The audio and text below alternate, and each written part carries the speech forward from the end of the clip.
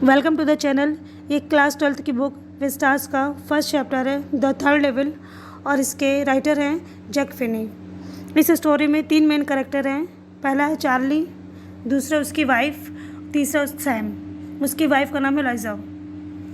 Charlie ही इस chapter का narrator है और उसने ही सारी स्टोरी अपने दोस्त को नरेट की है।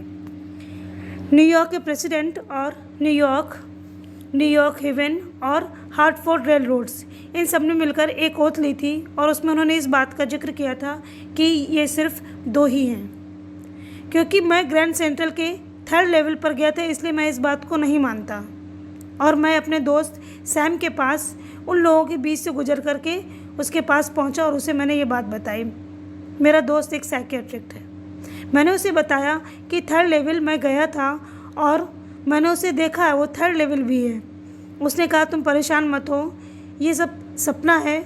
और उसने कहा कि मैं दुखी था और मेरी इन्हीं हरकतों ने मेरी वाइफ को भी पागल कर रखा है।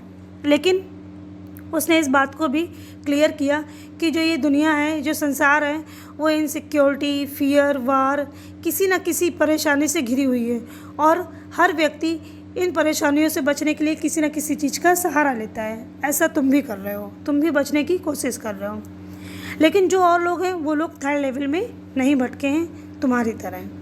यही रीज़न है कि जो मेरे सारे दोस्त हैं वो ये सब इन बातों से एग्री करते हैं। फॉर एग्ज़ाम्पल मेरा एक शौक़ ही ले लो, स्टैम्प कलेक्टिंग का।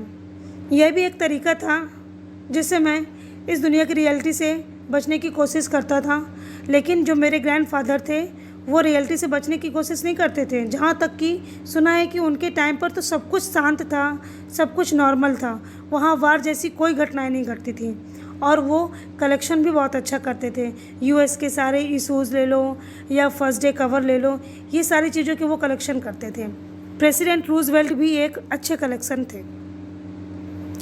खैर छोड़ो ये सब, ये सुना हुआ है। मैं तुम्हें कुछ बताना चाहता हूँ। गर्मियों के दिन मैं अपने ऑफिस से लौट रहा था और मुझे देर हो गई थी। मैं अपने घर जल्दी पहुँचना चाहता था, इसलिए मैंने ग्रैंड सेंट्रल का सबवे का रूट लिया। मैंने जैसे ही उसमें एंट्री की तो वहाँ पर न जाने क्या हुआ मेरे साथ, मुझे सब कुछ अपने जैसा ही दिखने लगा। मैंने एक सूट पहन रखा था और एक स्ट्रॉ हैट लगा कर रखी थी और मुझे वहाँ आसपास सब लोग मेरे जैसे ही दिख रहे थे। मैं उनसे बचने की कोशिश कर रहा था क्योंकि मैं अपनी वाइफ लोइसा के पास बहुत जल्दी पहुँचना चाहता था। और जैसे ही मैं आगे बढ़ा तो मैंने वैंडरबिल्ट से सेंट्रल की तरफ का मोड़ लिया और 1st लेवल से उतर कर के मैं उस जगह पर पहुंचा जहां से आप लोग 20th सेंचुरी की ट्रेन लेते हो। उसके आगे मैं जब पहुंचा तो मैंने फिर 2nd लेवल के लिए रास्ता लिया और 2nd लेवल में जब उतर कर पहुँचा तो जहाँ से सबअर्बन ट्रेन मिलती है और छूटती है वहाँ मैं पहुँचा और वहाँ जाकर मैं खो गया। अब मैं वहाँ पर इस तरह भटकता रहा जैसे कि मुझे कोई और छोर ही नज़र नहीं आ रहा था। ना मुझे कहीं से एग्ज़िट पॉइंट दिख रहा था और ना मुझे ये समझ में आ रहा था कि मैंने एंट्री कहाँ से ली है। मैं यहाँ वहाँ कई सैकड़ों घंटों तक मैं वहाँ भटकता रहा। मैं जहाँ जाता तो मुझे वहाँ नए कॉरिडोर मिल जाते या कहीं नया डोर मिल जाता। वो पूरा का पूरा जो सेंट्रल था वो मुझे पूरा ट्री जैसा लग रहा था। मैं जहाँ जाता था वहाँ एक नई ब्रांच दिख जाती थी और मुझे सारी ब्रांच एक जैसी ही लग रही थी। और एक जगह तो मैं एक टनल के अंदर चला गया और वहाँ पर मीलों तक मैं आगे बढ़ता गया और काफ़ी दूर निकलने के बाद जब मैं उस टनल से बाहर निकला तो वो रूजवेल्ट होटल था। मैं इस बिल्डिंग में इसी तरीके से काफ़ी देर तक भटकता रहा। ये इस चैप्टर का फर्स्ट पार्ट था। इसका 2nd पार्ट हम नेक्स्ट वीडियो में कवर करेंगे। Thank you.